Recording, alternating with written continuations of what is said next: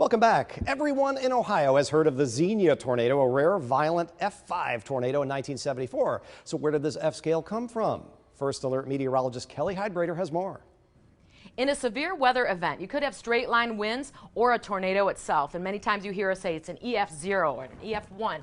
What is EF? Well, that's an enhanced Fujita scale. The Fujita scale is named for the Japanese-American scientist Ted Fujita.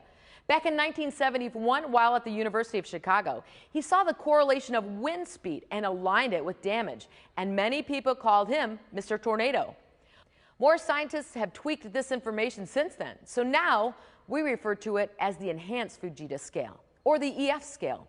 A strong wind advisory will be issued when gusts clock 39 to 57 miles per hour. We call those straight line winds because they can cause a lot of damage, and they don't even make it on the Fujita scale. And it poses the same threat from a severe thunderstorm wind as a weak tornado. If we have a well-developed squall line, we can see wind gusts potentially getting up to 100 miles an hour or more. And so we can have tornado-like damage. And the difficult part with severe thunderstorms is that tornado damage happens over a much larger area. So our tornadoes, most of our weak tornadoes, are on the ground for 3 to 10 miles, only 100 or 200 yards wide. Whereas a severe thunderstorm wind damage pattern could be 5 to 10 miles long, but it's a mile or two wide. So it affects a much larger footprint.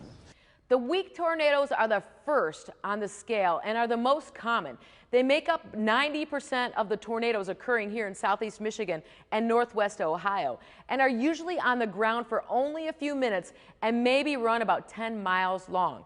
An EF0 has wind speeds of 65 to 85 miles per hour, and an EF1 is 86 to 100 miles per hour. With EF0 and EF1 tornadoes, the type of damage we're seeing is a lot of damage to the trees, limbs, some trees snapped. For homes, you're looking at mostly roofing material that's been damaged. Next, we look at the strong tornadoes, the EF2 and EF3. The EF2 can clock winds from 111 miles per hour to 135 miles per hour. And an EF3 can clock 136 to 165 miles per hour. And they can cause a lot of damage. The damage that we're going to see with the EF2 and EF3 tornadoes is entire roofs being taken off. Some of the exterior walls can come down.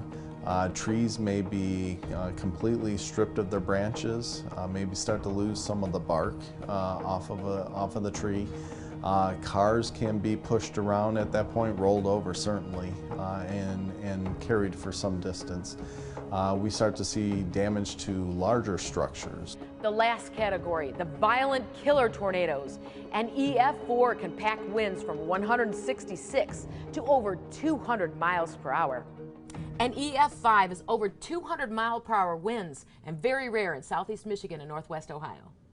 The damage that you're going to see is complete destruction of homes. You're going to see large buildings like schools losing walls and roofs.